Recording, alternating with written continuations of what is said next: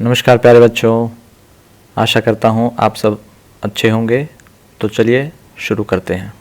तो आज फिर से वर्कशीट हमारे सामने है। आज की वर्कशीट है हिंदी की कार्यपत्रिका और यह वर्कशीट नंबर 115 है।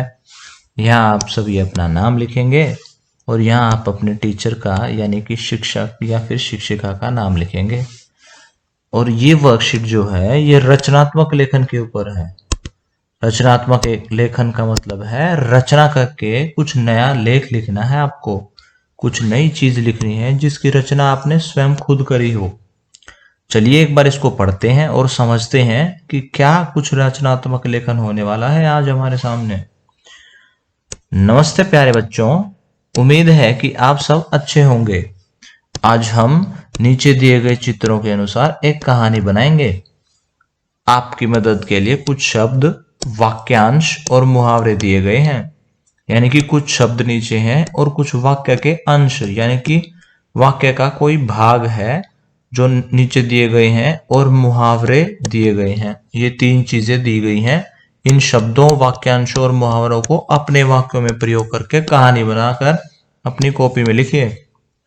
और हाँ, अपने शब्द जोड़ना मत भूलना।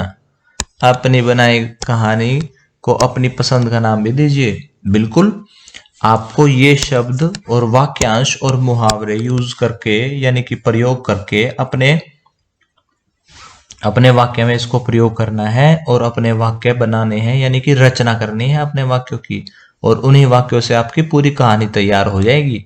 लेकिन हाँ, उस कहानी का आपको नाम भी रखना है और साथ ही साथ ये वाक्यांश, मुहावरे और शब्द इस्तेमाल कर सकते हैं और इन चित्रों के हिसाब से कहानी तैयार कर सकते हैं। चलिए एक बार इन शब्दों को और चित्रों को देख लेते हैं। साइकिल, रास्ता, कपड़े, मुर्गा, गिलहरी, हवा से बातें करना, आंखें फटी की फटी रह जाना, रस्सी पर टंगे पायजामे का उड़ना, घास का गट्ठर, तीतर बीतर होना और धड़ाम से गिरना। यानी कि कहानी में मजा आने वाला है।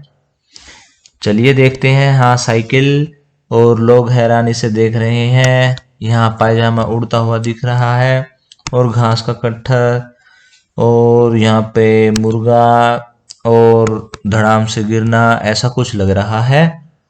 तो चलिए चित्र और इन शब्दों से जो हमें समझ में आया है उससे हमें कहानी की रचना करनी है, उसको कॉपी में लिख लेना है और उस कहानी का नाम रखना है। एक कहानी का उदाहरण आपके सामने यहाँ प्रस्तुत है। इस कहानी का नाम वैसे तो आप कुछ भी रख सकते हैं। यहाँ पर साइकिल जहाज की सीख यानी कि साइकिल जहाज से कुछ सीखा है। चलिए देखते हैं कहानी। मुन्नी के पिता ने उसे नई साइकिल दिलाई।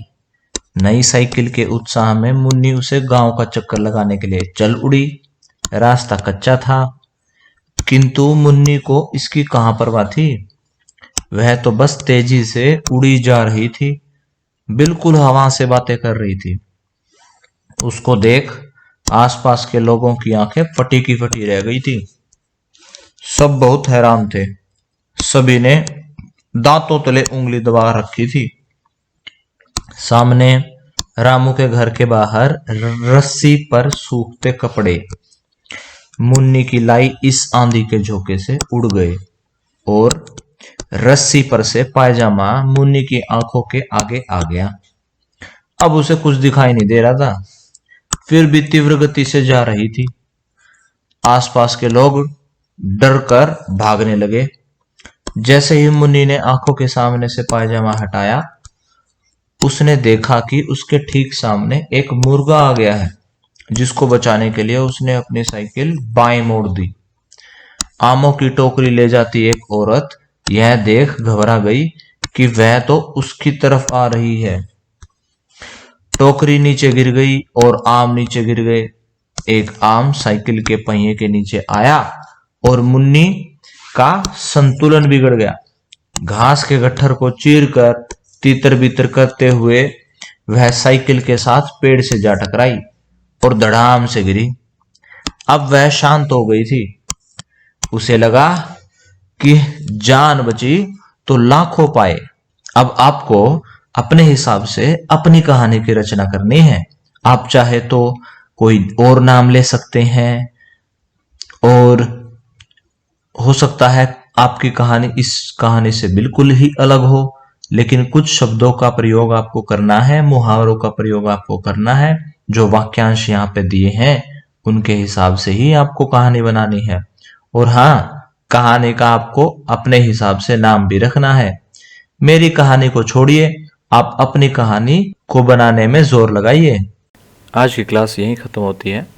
अगर आपके कुछ डाउट्स अभी भी बाकी हैं तो आप कमेंट सेक्शन में पूछ सकते हैं। कल फिर मिलेंगे, कुछ नया सीखेंगे। तब तक के लिए धन्यवाद। जय हिंद।